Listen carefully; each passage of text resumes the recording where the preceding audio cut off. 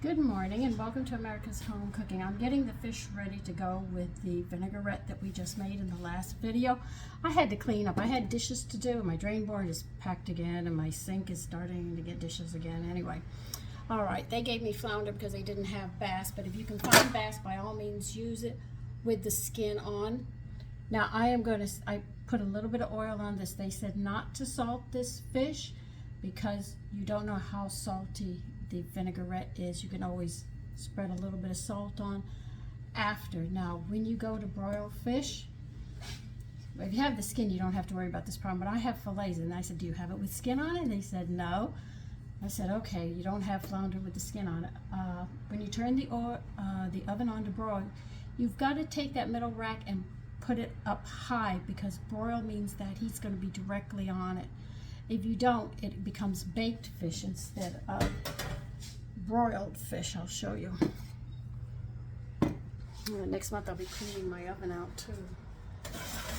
I took this shelf and I moved it as high as it can go. I'm going to press this on broil. Now broil is going to go up pretty high. All right, you don't wait for this to get too hot, okay?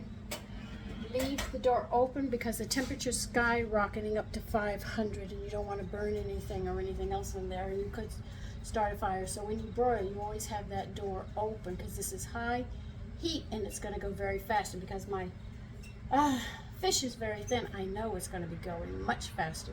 But if you have bass and it's thick and it has a skin on it, you can grill it. You won't have any problems. You won't have to broil it. I have to broil mine.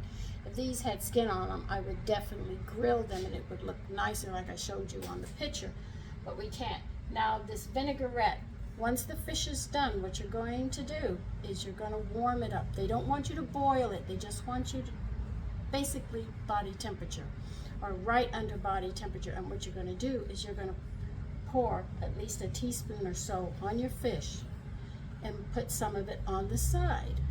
Then you sit there with the tomatoes that you have left over because we didn't use them all. You sprinkle some tomatoes there, and then you sit there and sprinkle the parsley, the other half of the parsley that we julienne, and then this way it'll look like a very nice dish. Now as this is heating up, I want to go get my yellow squash because I'm going to serve mine with yellow squash as well as, like I said, the crescent rolls, which I'll show you. And mine are always huge, so don't say anything because they're gigantic. So I will be back in a minute. I want to go get my squash. Now how am I going to do my squash? Very simple. Just cut the tips and make it in chunks, and I think that'll be fine to go with what we're having. The one thing is you don't want to overcook it. A lot of people overcook theirs. You just want to cook to the point of doneness when the knife goes in. That's it.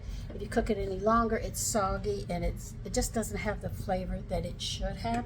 These are tricks that we learn in cooking. All right, the fish is going in. I didn't put any pepper on it either. Make sure you push it in far enough that the heat can get on all of it. Leave your door ajar, you see? And let me get us another saucepan. Do I have it here? No, I don't. Jesus, don't break it.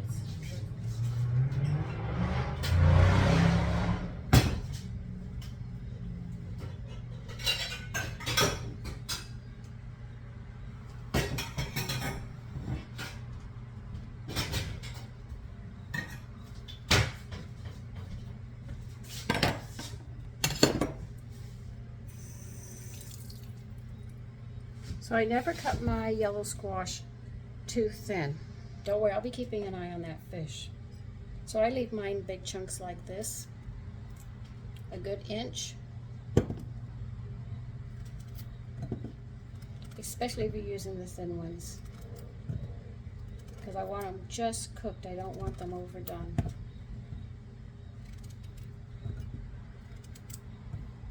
I know you should be doing this on the cutting board. I'm using my fingers. And you wonder why my fingers are always band-aid up. Now you know why.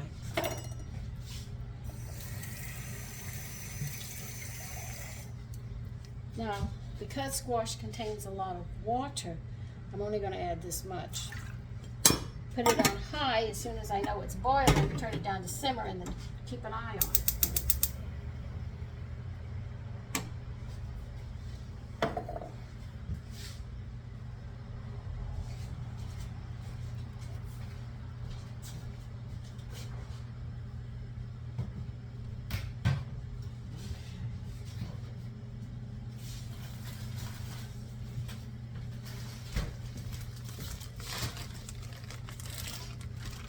See, this bag is getting full. We're going to be making stock soon, very shortly.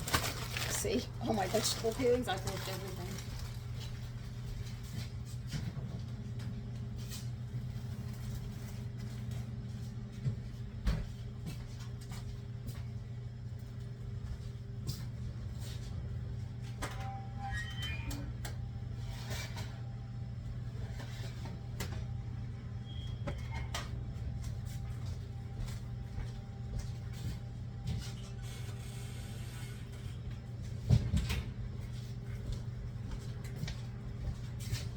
Now this grill is going to be hot.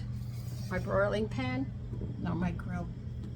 So I have to move you back here because I'm going to be placing it right here.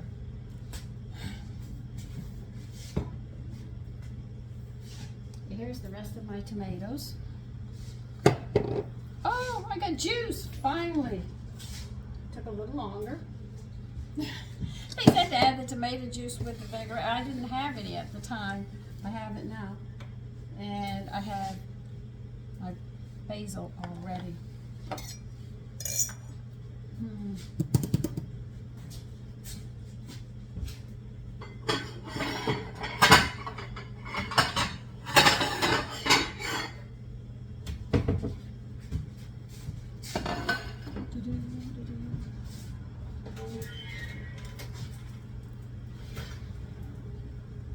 Oh yeah, it's cooking. Very nicely.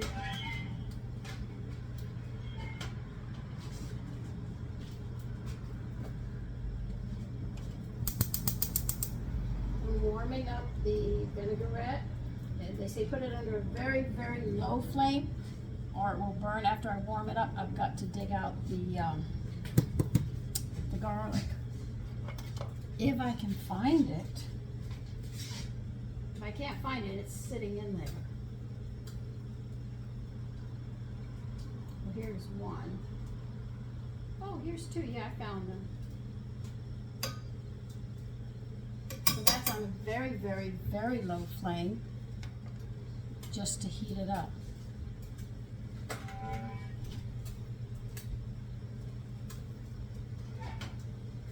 Oh, I did want a grilled bass. We're waiting. There's nothing more I can do but wait. I hear you, you pop it.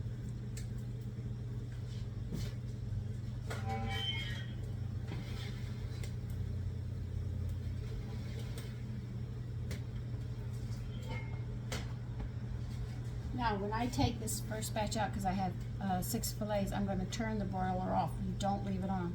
Turn it off. You can leave the door open, and then you sit there and set for your second and put it in and then turn it back on to broil. This way it's not overheated. That's what you're worried about.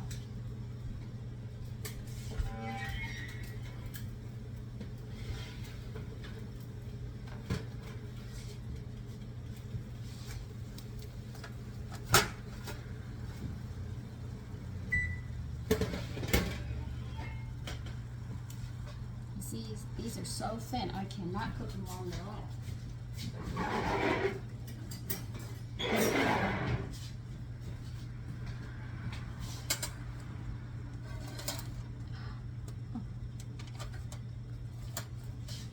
And my fingers are going to get hot.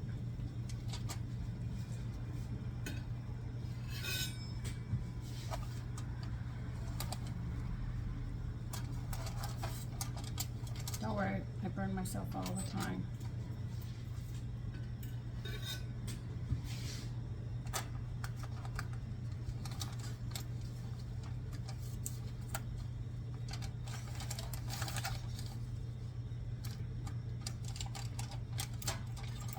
Come on, uh-oh. You don't want to let the foil go.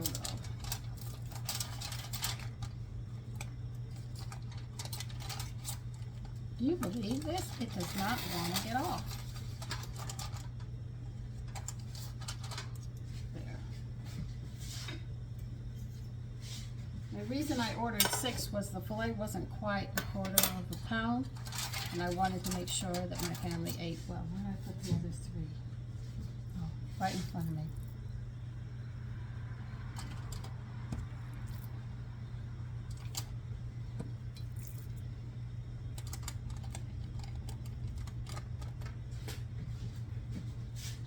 All I did was rub a little bit of oil on them. And that was all. But if you make this vinaigrette and you have bass and it's grilled, let me know how it comes out. I'd love to hear.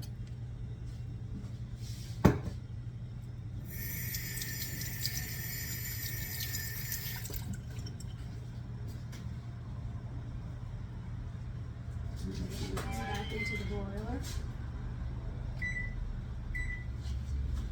Let these go, and then we'll be eating.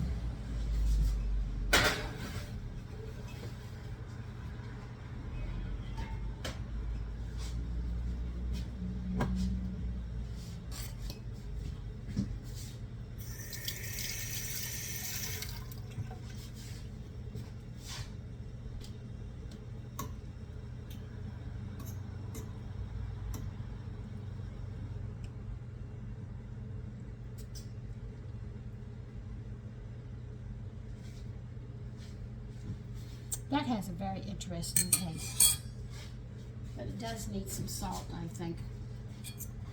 I think it really does.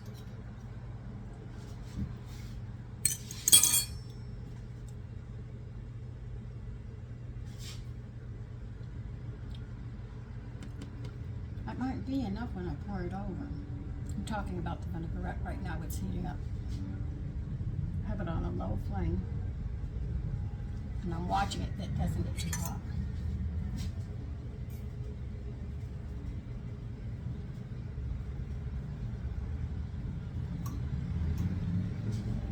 Now when it gets warm, as they say, the vinaigrette, take the garlic out. You'll see them 2 big smashed pieces of garlic.